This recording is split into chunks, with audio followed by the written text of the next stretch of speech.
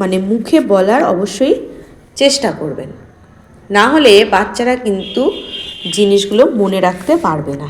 আর এমনটা নয় যে একটা জিনিস একবার করিয়ে তার পরের বার আর সেটা আপনি করাবেন না বা বহুদিন পরে করাচ্ছেন।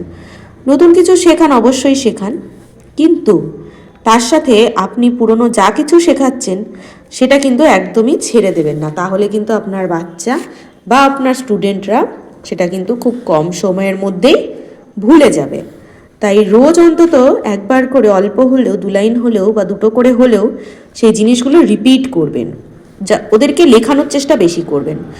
দেখুন, পড়া যেহেতু সহজ কাজ, তাই পড়াটা কিন্তু বাচ্চা সহজেই করতে পারবে, কিন্তু ম্যাক্সিমাম বাচ্চারাই লিখতে চায় না। আর হ্যাঁ, বাচ্চাদেরকে পড়াতে শুরু করলে কখনো তাদেরকে বকাবকি বা মারা যাবে না, তাহলে তাদের কিন্তু পড়ার মুড নষ্ট হয়ে যাবে। আপনাকে অবশ্যই নিজে একটা বাচ্চা সেজে তবে ওদেরকে পড়াশোনা করাতে হবে, তাহলেই কিন্তু বাচ্চারা ঠিক এরকমই সুন্দরভাবে লিখে দেবে।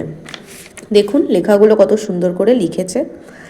আর সবসময় চেষ্টা করবেন যে ওরা ঠিক কতক্ষণ ধরে পড়তে চাইছে সেটা দেখার ওপর, কেমন? মানে এমন নয় যে আপনার ইচ্ছা করছে আপনি পড়িয়েই যাচ্ছেন, বাচ্চাকে মাঝে মাঝে একটু রেস্ট দেবেন। তো এরকমই পড়াশোনা সংক্রান্ত ভিডিও চেতে আমার চ্যানেলটি সাবস্ক্রাইব করুন আর পাশে থাকবেন। টাটা।